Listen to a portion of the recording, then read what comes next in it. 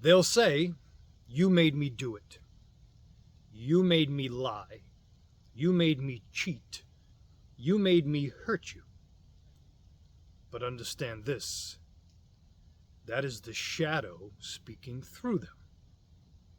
It's the part of the mind that cannot face its own reflection, so it looks for someone else to blame.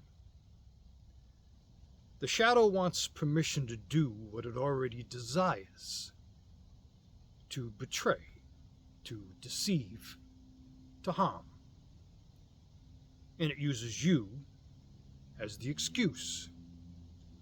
It says, if you hadn't done this, I wouldn't have done that. But darkness doesn't need a reason.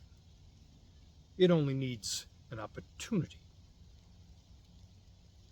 Beware of those who live without accountability, because they feed on chaos and call it cause. And when they say, you made me do it, remember,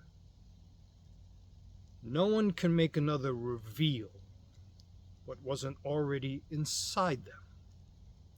That is their shadow, not yours.